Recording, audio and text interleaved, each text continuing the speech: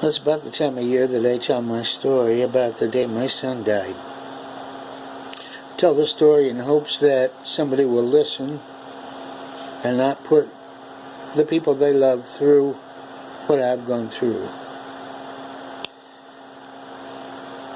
It was about 3 o'clock in the morning, and I hear a bang on the door.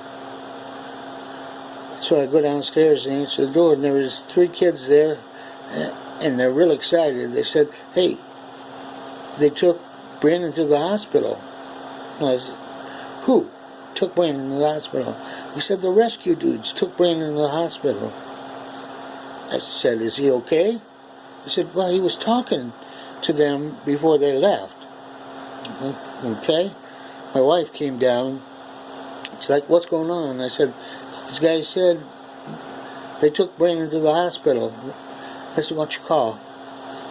And so she went in another room, and the kids were still talking to me, but I wasn't really paying a lot of attention.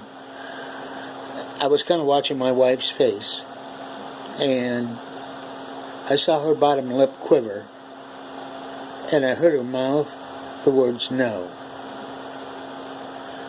And I knew then. I guess I kind of freaked out. I picked up a chair and threw it across the room and started screaming, "No, no." And, I couldn't believe it. The kids, my younger kids woke up and came downstairs, and they go like, "What's going on?" And I grabbed him and held him, and I said, "Your brother Brandon is dead." And we all hugged each other and cried.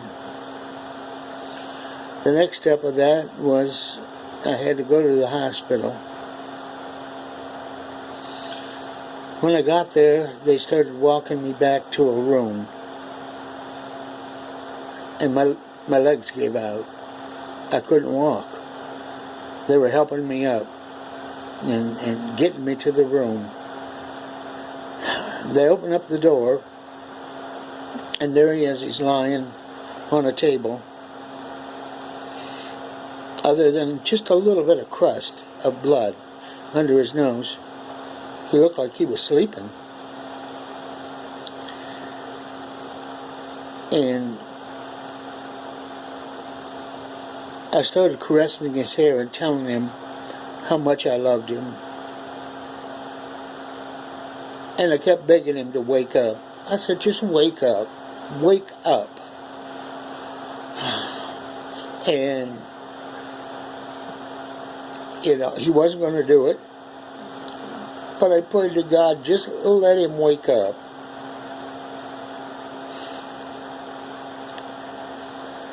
Well, the deputies wanted to talk to us outside the room. So we went out there, and I said, "What happened?" And they said apparently Brandon had been drinking and driving and lost control on a gravel road doing about 90 miles an hour. And,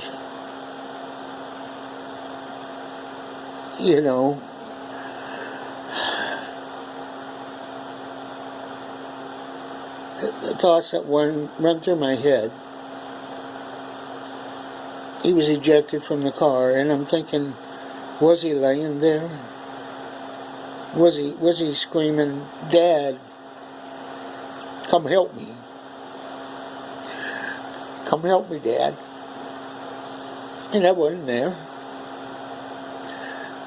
And I know inside I couldn't be there.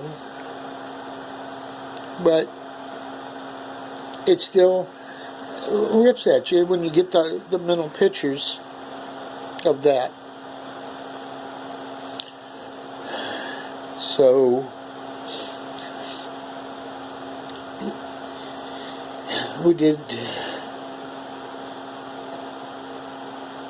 I walked around and just screaming "no, no, no" all night long. Well, we had to get him back to Cedar Rapids. And we had his funeral. And I mean, it was the biggest funeral I had ever seen in my life. There were so many people. And there was people with party hats on, people with guitars, and they played and they sang, because Brandon said if anything would ever happen to him, he'd want people to come to his funeral in party hats. And so many people said such beautiful things about the kid.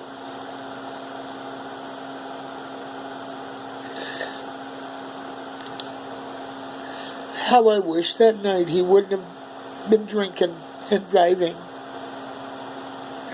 How I wish he'd be with me here today. It was 10 days before his birthday. He'd be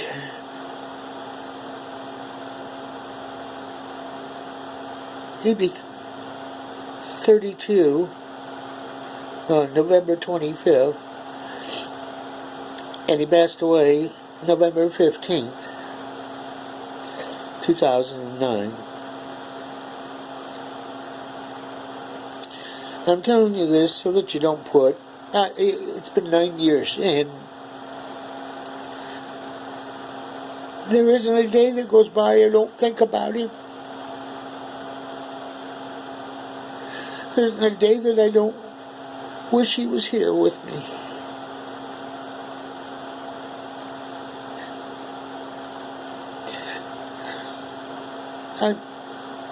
I miss him so much every day. It's really hard at first, because you tell yourself, I can't be happy. That would dishonor my son if I was happy. So, never can be happy again. But in time, I learned how to separate my grief from my happiness, because I didn't want to make his death my own.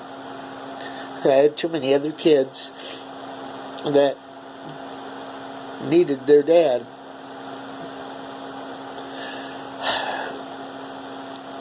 But I didn't drink or drug it away. I let the pain do what it was supposed to do, be pain. And it was horrible. Horrible. I mean, gut-wrenching, puking. It was just horrible. But every day got a little bit easier to take. And I learned to say, it's okay to grieve my son, and I still grieve him today, but it's okay to be happy, because there are still good things in my life.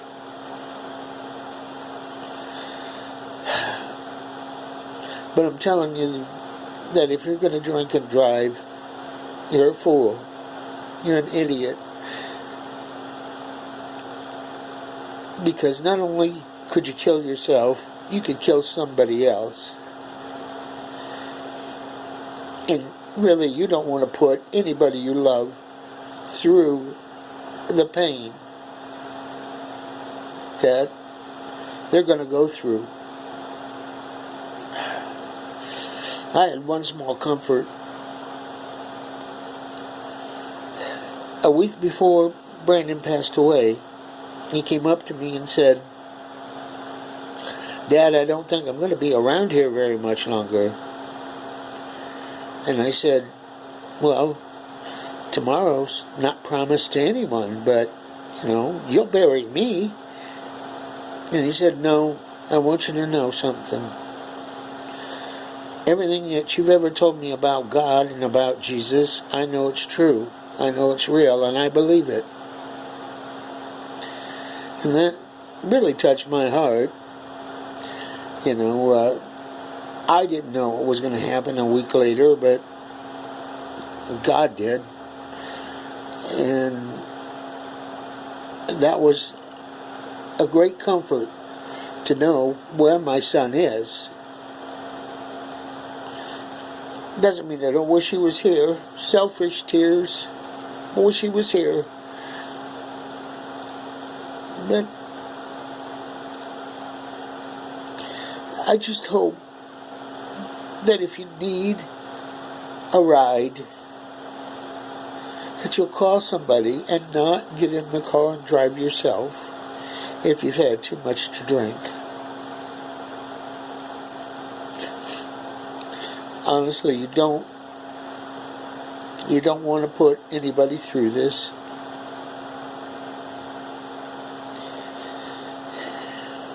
So I hope somebody listens. Thanks.